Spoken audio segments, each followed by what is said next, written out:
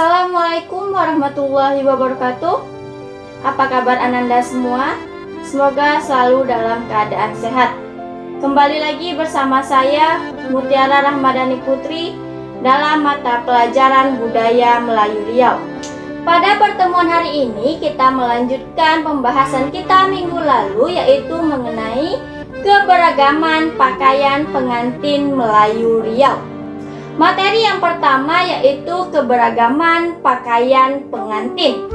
Di Riau, pakaian pengantin beragam bentuk, nama, dan kreasinya. Setiap daerah memiliki pakaian pengantin yang sesuai dengan resam budaya tempatan. Keberagaman tersebut menunjukkan bahwa Riau didiami berbagai resam Melayu. Setidaknya ada 3 kelompok besar resam Melayu yang ada di Riau. Pertama, kelompok resam Proto Malay atau Melayu tua seperti Sakai, Talang Mamak, Petalangan, Bonai, dan Orang Laut. Yang kedua yaitu resam Kedatuan yang menghuni Batang Kampar, Batang Kuantan, dan sebagian wilayah di Batang Rokan. Dan yang ketiga yaitu resam Kesultanan di Siak, Pelalawan, Indragiri, Rokan, Gunung Sahilan, dan beberapa kerajaan lainnya. Selain keberagaman antar resam, keberagaman juga ada dalam satu resam besar. Misalnya dalam resam Proto Malay, antara kelompok Sakai dengan Petalangan memiliki pakaian pengantin yang berbeda dengan kelompok lainnya. Perbedaan itu dapat dilihat dari bahannya, bentuknya, dan segala perlengkapannya. Maka keberagaman demikian menempatkan Riau sebagai pusat kebudayaan Melayu seperti yang tertuang dalam visi dan misi Provinsi Riau. Selanjutnya, motif dan makna. Setiap bentuk motif memiliki makna dan nilai-nilai tertentu sesuai dengan filosofi kehidupan orang Melayu. Makna-makna yang ada merupakan konsepsi tentang sesuatu yang dianggap baik, bernilai, dan dicita-citakan. Motif semut beriring, walaupun tidak melukiskan semut dalam bentuk yang sesungguhnya, semut beriring disimbolkan karena serangga tersebut memiliki sifat rukun dan saling tolong-menolong. Motif tampak manggis dimaknai sebagai kejujuran. Hal ini sejalan dengan pepatah Melayu, takkan berbohong si tampak manggis. Motif awan larat dimaknai panjang usia dan keagungan.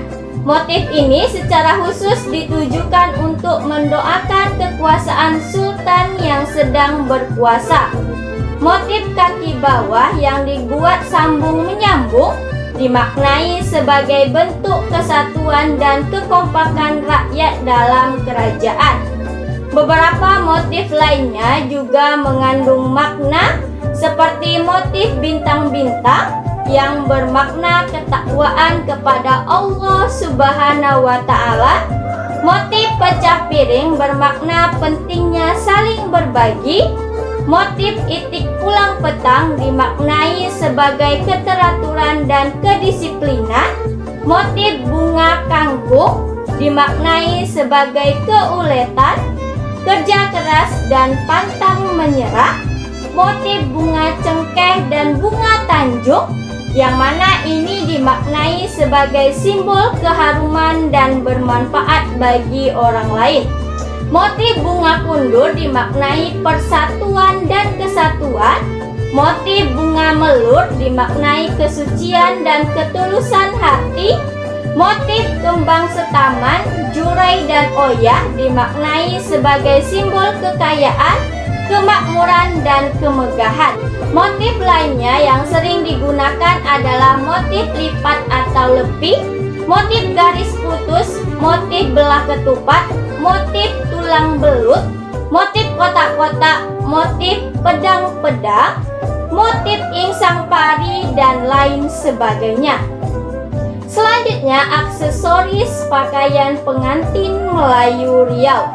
Aksesoris atau perlengkapan hiasan bukanlah sekedar menambah keindahan pakaian yang dikenakan pengantin dalam Melayu seperti yang dijelaskan pada pengertian pakaian sebelumnya. Aksesoris bukan sekedar pelengkap, tetapi dapat dikatakan harus dikenakan sebagai kelengkapan. Sebab setiap aksesoris yang digunakan mempresentasikan simbol nilai-nilai adat.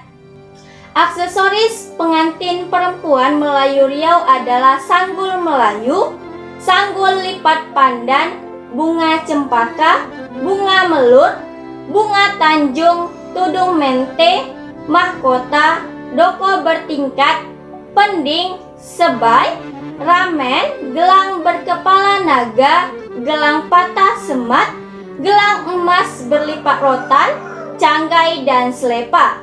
Sedangkan aksesoris pengantin laki-laki adalah tanjak, destar berbentuk mahkota, sebai, kain samping, bengkung, keris, kalung panjang, sirih lelat, kasut capal, dan sepatu kulit. Aksesoris yang pertama yaitu doko. Doko biasanya dipakai oleh pengantin wanita dan laki-laki. Berbentuk seutas rantai bertingkat 3 dengan beberapa kepingan hiasan berbentuk segitiga ataupun bulan sabit. Kepingan doko dihiasi berbagai motif alam seperti bunga dan akar menjalar atau awan larat.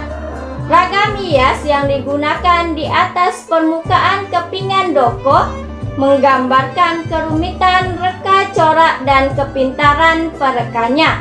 Sebagian doko dihiasi dengan delima, zamrud, nilam, dan intan.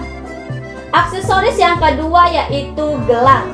Gelang dipakai oleh pengantin wanita yang dikenakan pada pergelangan tangan atau gelang tangan atau kaki yaitu gelang kaki. Dibuat dari logam padat berbentuk melingkar. Yang ketiga yaitu tanjak. Tanjak atau destar dipakai oleh pengantin laki-laki yang mana berfungsi sebagai penutup kepala. Dipasang dengan cara melilitkan di kepala. Yang keempat yaitu kain samping. Kain samping merupakan kain sarung yang dipasang pada bagian bawah pakaian laki-laki. Teknik pemakaian dengan cara dililitkan rata ke sekeliling pinggang atau dipasang rencong hingga ke bawah lutut. Nah, itulah penjelasan materi kita hari ini. Semoga kamu dapat memahaminya dengan baik dan dapat membantu kalian belajar di rumah. Wassalamualaikum warahmatullahi wabarakatuh.